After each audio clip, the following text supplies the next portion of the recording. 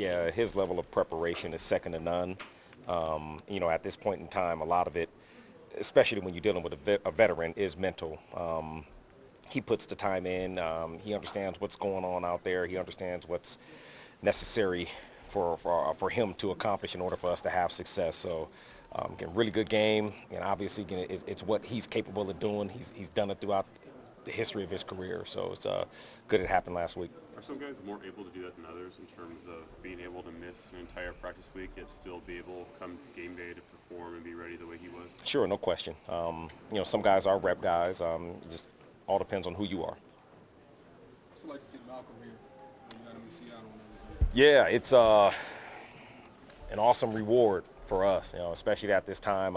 We've had some guys go down, and he's sitting out there, so we're familiar with him. He's familiar with what we do, and it's a natural fit for us. What are some of his strengths as a player? Intelligence, focus, discipline, speed, toughness. How do you think he's bounced around since he's left Seattle? You know what? I don't know.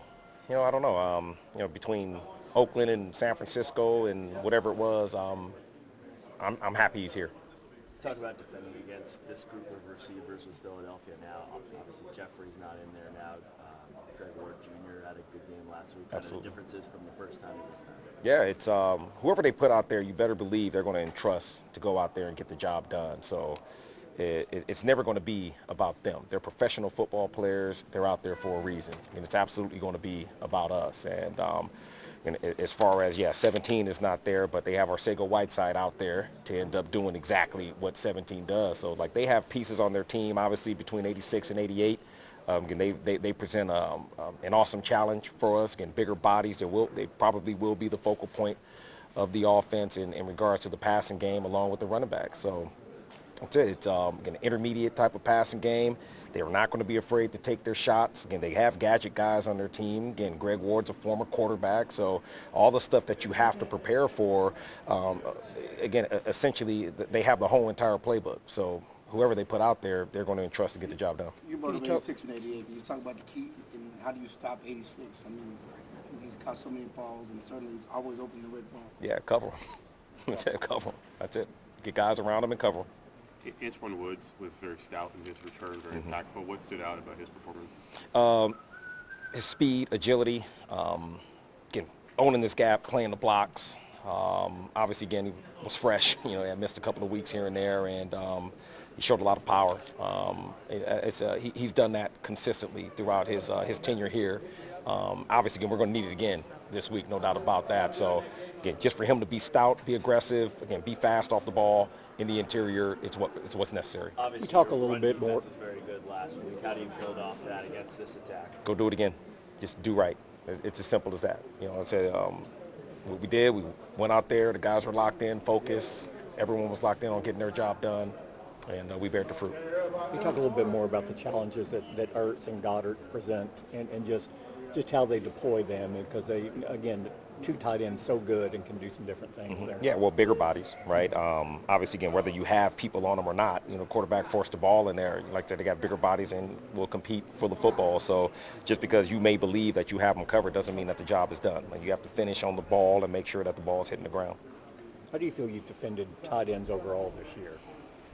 And what type of routes and concepts, right? Like, that's really what it comes down to, because you can take a look at the stat sheet and, majority of the routes or yards can come from screens or check downs and things of that nature. So that really goes want down. it going there when you're covering Sure, outside no question. guys as well. And then it becomes about tackling. Yeah. So, but they're flipped a little bit, it seems, just because they've lost some receivers. They tend to use their tight ends maybe a little bit more. Yeah, and they have, right? And they have said they have used two tight end looks on third downs before. Again, historically, they've done so also. So, again, they're weapons. Again, they're not the only guys. Again, they'll put 81 out there.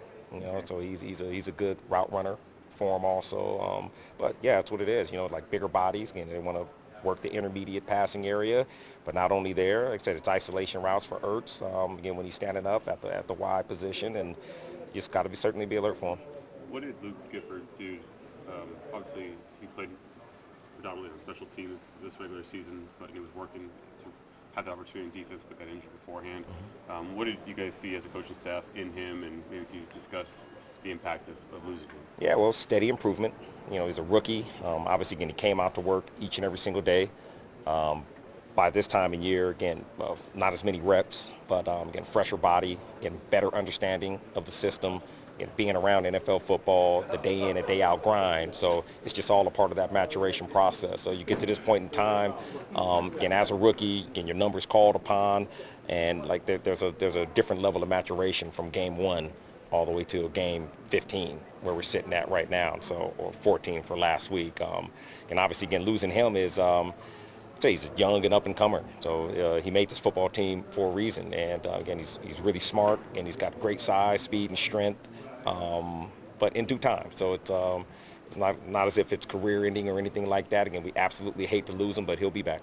Chris, I know all screens are not created equal, but generally speaking, what's the key to defending the screen? Force and pursuit.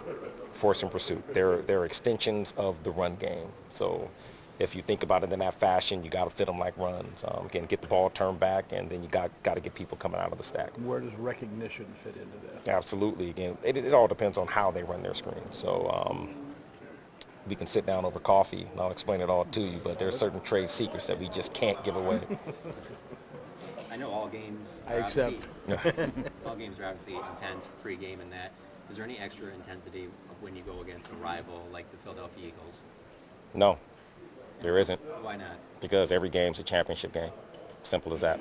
Like, there isn't one opponent or single opponent. It's never, ever about them. It's about us. So why would you ever get on a roller coaster ride and think we have to rise for the occasion here, oh, but it's okay to play down to another team? It's like, no, absolutely not. That's not in the way of thinking at all. Do you feel this last game defensively, is it as good as you played this year as far as your discipline, the tackling, really all phases across the board, run defense, pass defense? Yeah, that was it. It was a really good game for doing normal. And that's always going to be the focal point. Assignment, keys, alignment, responsibility, and then tackle. I said it's huge, the lifeblood of our defense. Do you think the simpler you keep it for players in terms of those concepts, the faster they're able to execute? Is that a big part of the scheme that you guys believe in? Just keep it simple and play fast? Yeah, no question about that. And then within that, there are certain clues that we're given, which, again, the deal is in the detail. So if you could think about, if there's any way that we complicate it, it's just kind of understanding on how we're going to be attacked. And again, the consistency in which that we're going to be attacked with blocks and passes, whatever it may be, and then us being able to play fast off those indicators. Sean was saying after the game, too, that he felt that based on the previous 2 games, the defense overall was in jeopardy of kind of losing the identity that they built for themselves. So was that a message that all y'all talked about last week, and just, why have we gotten away from this? This is who we are. No question. Like I said, it's when you put it on tape, again, you show a man and you address it, then there's only one thing to do, and that's respond. So obviously, again, we had a positive response, but the tale is this week. We got to come back and do normal again. Got to build from there. What's the, secret, I don't know if that's the right word for it, but for a defensive back like Jordan Lewis to be able to rush the passer the way he's been able to? Is that just something some guys have and some guys don't? Is it a technique thing?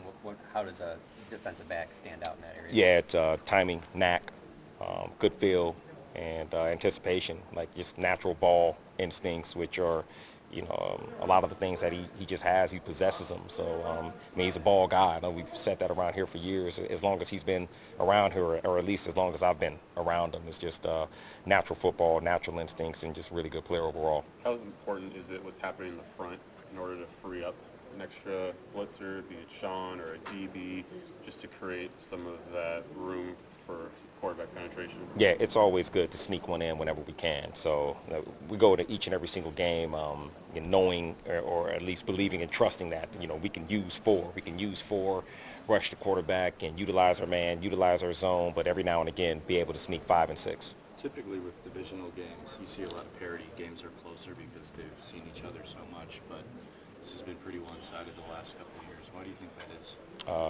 No, it hasn't. Like, these games have been really tight. They have. Obviously, again, you can consider the game last year. We're playing on the road last year, and this goes all the way down to the final seconds. So you have a chance to score a touchdown and win.